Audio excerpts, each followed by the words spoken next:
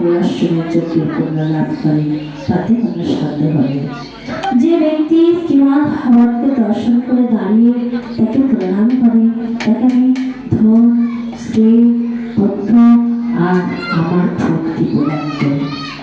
যে পুত্র মহারাজ সামগ্রীর সঙ্গে যুক্ত হয়ে ভক্তি ভরে শ্রীমদ্ ভাগবতের কথা শ্রবণ করে, আমি তার বশীভূত হয়ে যাই। শ্রীমদ্ ভাগবতের কথা শুনলে ভগবান বলছে, আমি তার বসে। আমাদের কি উদ্দেশ্য নিয়ে এসেছি? ভগবানকে বশ করার উদ্দেশ্যই তো আমাদের, নাকি অন্য কিছু? সন্তানকে বশ করে কিছু হবে? হবে না। তোমাকে ভগবানকে বশ করতে পারলে বেশ।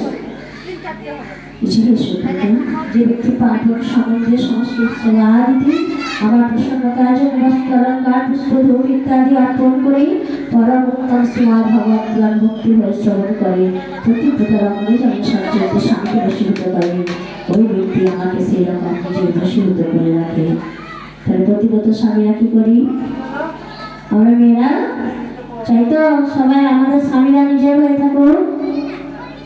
তাহলে আমরা স্বামীকে নিজের যেমন বশীভূত করতে চাই, সেরকম ভগবানকে বশীভূত করতে গেলে ভাগবত কথা শ্রবণ করতে হবে, ভাগবত পড়তে হবে।